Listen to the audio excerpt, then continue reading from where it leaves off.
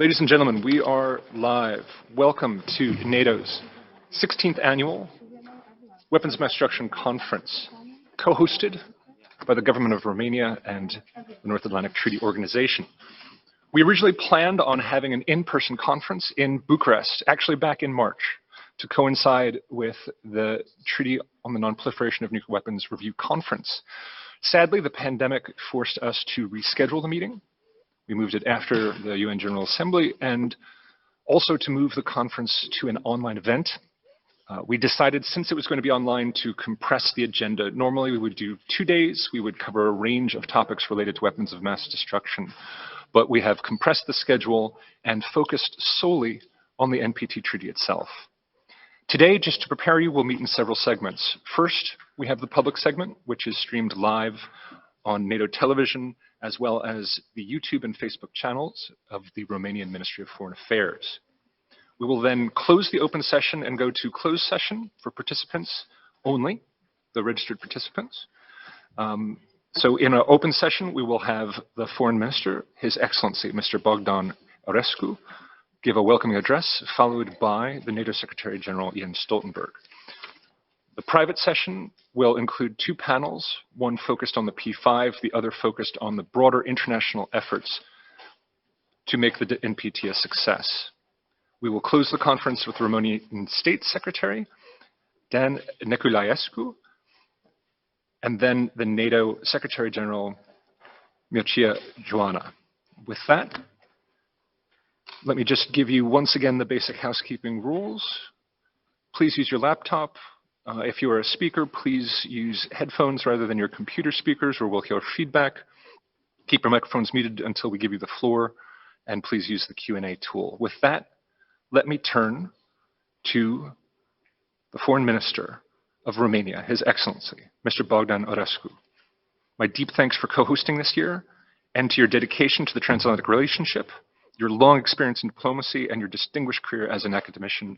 I welcome your remarks. Sir, please, you have the floor. Thank you so much. Secretary General Stoltenberg, dear Jens, Excellencies, distinguished participants. I welcome you to the 16th Annual NATO Conference on Weapons of Mass Destruction, Arms Control, Disarmament, and Non-Proliferation, co-hosted by NATO and the Romanian Ministry of Foreign Affairs. For Romania, hosting this landmark event represents a premiere, and I'm honored to be part of it. As 2020 unfolded, it turned out that the conference will be 3 times a premiere. For the first time hosted by Romania, for the first time in a virtual format, and for the first time with the Secretary General in Brussels and the Deputy Secretary General in Bucharest. Our involvement in this event reflects our strong commitment and engagement within NATO, one of Romania's foreign policy cornerstones. It also reflects our pledge to the current international arms control, disarmament, and non-proliferation architecture.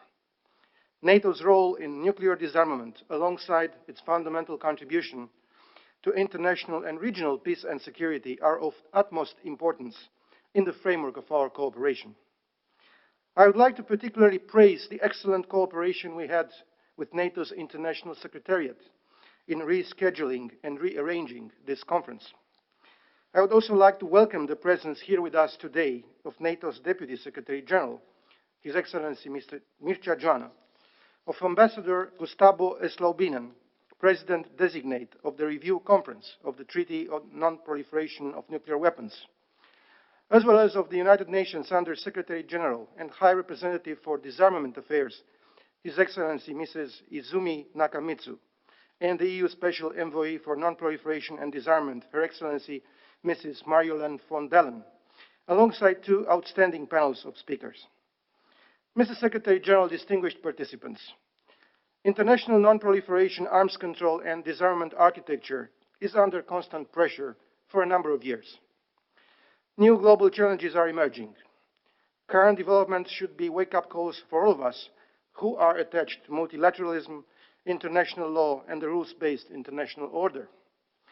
Romania is a firm believer and a constant promoter of an effective multilateral approach and international cooperation based on the respect for international law. Existing threats are persistent and new ones emerge. We need to address all of them with determination, unity, and coherence, both within NATO and in other international frameworks we are part of. Together with its allies and partners, Romania remains deeply committed to upholding and fully implementing, in their letter and spirit, the current arms control, disarmament, and non-proliferation agreements. I would like to reaffirm the strong support for the Treaty on the Non-Proliferation of Nuclear Weapons, the NPT. The NPT stays as the cornerstone of the global nuclear non-proliferation and disarmament architecture. On the 5th of March this year, we celebrated the 50th anniversary of its entry into force. The NPT is a historic success and continues to represent our best tool for the global efforts to achieve a world without nuclear weapons in accordance with the principle of undiminished security for all. On its 50th anniversary, we must recommit to reinforcing the NPT. There is no alternative to this treaty. Romania remains committed to the goal of a world free of nuclear weapons, achieved in an effective, verifiable, and irreversible manner. Our view of attaining this goal is through a progressive approach, based on pragmatic and realistic measures that could provide real and lasting progress on disarmament. A few words on the Treaty on the Prohibition of Nuclear Weapons, also known as the Ban Treaty. Accomplishing tangible results on nuclear disarmament requires cooperation and a careful and lucid consideration of the international security environment. Banning nuclear weapons without engaging the nuclear weapon states is not effective and does not enhance international security and stability. A true viable road to nuclear disarmament should focus on improving the strategic context. For providing real and lasting progress on disarmament, all parties must work together towards a security environment more conducive to arms control and disarmament. Against this background, to us, the rationale expressed in the Brussels Summit Declaration and in the North Atlantic Council Statement of the 20th of September 2017 remains valid. At a time when we face growing threats, a unified approach to proliferation and security threats is required more than ever. The success of the NPT cannot be taken for granted.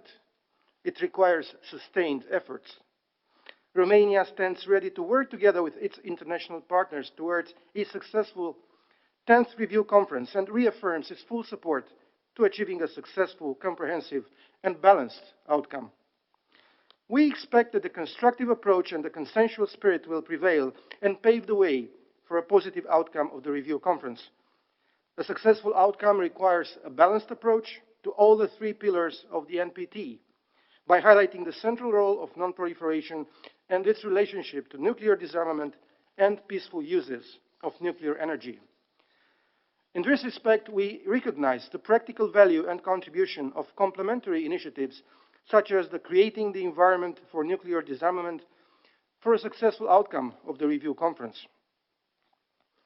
I take this opportunity to also underline, as a concrete national contribution to the upcoming Review Conference and to the implementation of the NPT, Romania's efforts as co-presidency for a successful ICONS 2020, the high-level international conference on nuclear security, sustaining and strengthening efforts, that took place in Vienna between the 10th and the 14th of February 2020, and which I had the honor to co-chair together with Panama.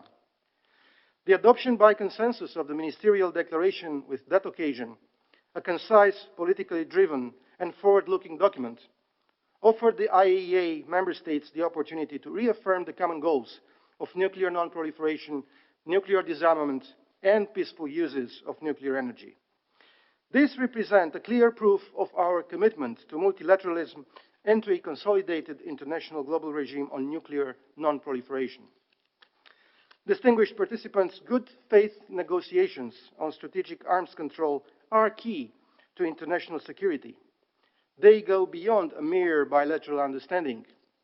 The United States put forward a substantive proposal as a basis for extending the New START, and I welcome the progress achieved so far. We would also consider appropriate an extension of the participation framework by the inclusion of China. Dear Mr. Secretary General, dear friends and colleagues, let me conclude by reaffirming my country's resolve to actively contribute to all efforts aimed at consolidating the international security architecture in order to achieve a safer and more secure world. I reiterate once more Romania's conviction that it is in our shared responsibility to ensure that the NPT will continue to stand the test of time. I look forward to a successful event and meaningful discussions. Thank you. So much, Minister. I appreciate your remarks, which I think were just an excellent frame for our discussions today. We will now turn to the NATO Secretary General, Jens Stoltenberg. I want to highlight his particular leadership on arms control, disarmament, non-proliferation. His speech last year at the 15th NATO WMD conference was the first dedicated speech by a Secretary General on arms control in 3 decades, since Manfred Warner back in the early 1990s. He also shepherded through a wonderful council statement on the 5th of March on the anniversary of the treaty, celebrating the achievements of the Treaty on the Non-Proliferation of Nuclear Weapons. Mr. Secretary General, thank you so much for your dedication to this topic. Thank you for being here today. I turn it over to you for your remarks. Sir. Thank you so much, and thank you, Minister Aurescu, Bogdan, and many thanks to Romania for organizing this NATO conference under very challenging circumstances. NATO has been at the forefront of nuclear disarmament for decades because our ultimate goal is a world free of nuclear weapons. Together, we have reduced the number of nuclear weapons in Europe by more than 90% over the past 30 years.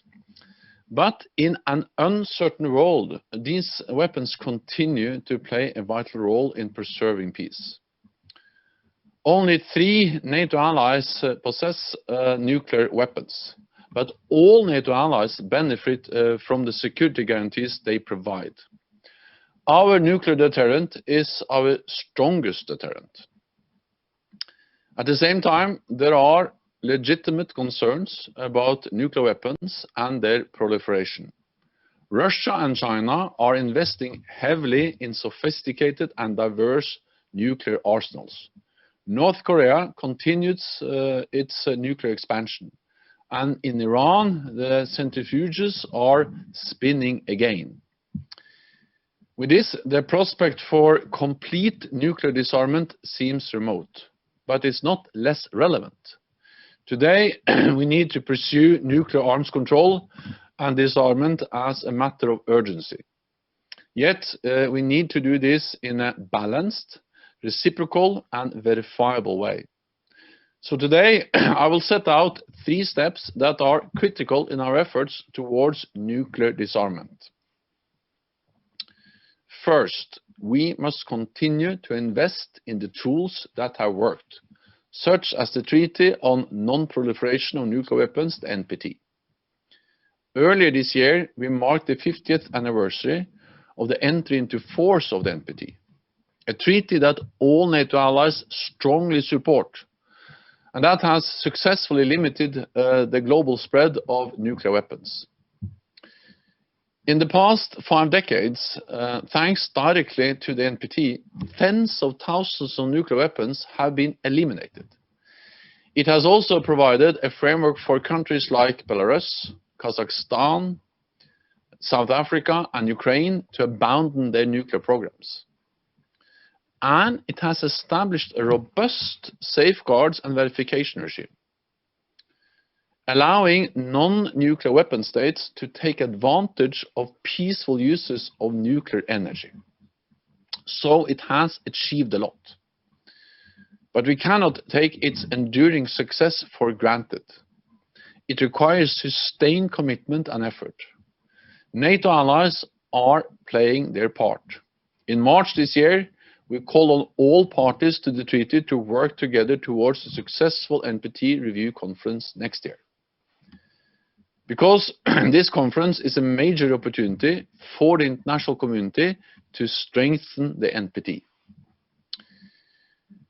We must also seize this opportunity to not undermine the NPT or challenge its vital role. I know that there are those that look at the Treaty on the Prohibition of Nuclear Weapons, or the Ban Treaty, as an alternative solution to eliminate all nuclear weapons. At first glance, it seems attractive, but the reality is that it will not work. The Ban Treaty has no mechanism to ensure the balanced reduction of weapons and no mechanism for verification. Moreover, it has not been signed by any state that possesses nuclear weapons. Simply giving up our deterrent without any guarantees that others will do the same is a dangerous option. Because a world where Russia, China, North Korea and others have nuclear weapons, but NATO does not, is not a safer world. On the contrary, it will leave us vulnerable to pressure and attack, and it will undermine the security of our alliance. The second step to nuclear disarmament is to preserve the bilateral arms control regime between the United States and Russia. We no longer live in a Cold War reality with two superpowers, but the US and Russia still have by far the largest nuclear arsenals in the world. So they hold a special responsibility to lead the way on nuclear arms control and disarmament. Historically, they have. When the first START treaty entered into force in 1994, the US and Russia were limited to 6,000 deployed nuclear warheads each. Now, under the new START, they are limited to no more than 1,550 deployed strategic warheads each.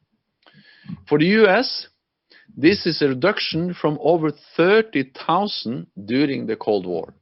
That is very significant. Now, the future of New START is at stake. It expires early next year. We should not find ourselves in a situation where we have no treaty limiting the number of strategic nuclear weapons. So therefore, I welcome the dialogue between the US and Russia to find a way forward. Just as they have in the past, they must continue to lead the way on arms control. But China must play its part too. And that brings me to the third step. We must develop a global nuclear arms control regime suited to a multipolar world. A regime that takes account of the rise of China. The time when China was at the margins of nuclear weapons development is over. As a global power with a large military and growing nuclear arsenal, it has a responsibility to engage openly and constructively in arms control negotiations. Regrettably, Beijing has so far refused to join any talks, and the lack of transparency on its nuclear capabilities and intentions is of concern. But ultimately, I'm convinced that China, like the rest of the world, would benefit from an arms control regime that limits the number of nuclear weapons, increases transparency, and enhances predictability. Those are the foundations for international stability. Ladies and gentlemen, NATO's nuclear deterrent has preserved peace in Europe for more than 70 years. At a time when threats to our security are more complex and unpredictable than ever before, we need a credible nuclear deterrent combined with effective arms control. To preserve peace and our freedom, but our ultimate goal remains unchanged: a world free of nuclear weapons. I have set out steps that would move us towards that goal. All of us participating in this conference today, allies, partners, and non-partner countries, have a responsibility to make the world a safer place.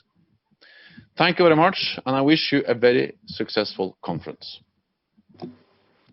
Thank you so much, Mr. Secretary General. I appreciate your remarks so much. And again, your involvement in this conference is one of my hallmarks of a success.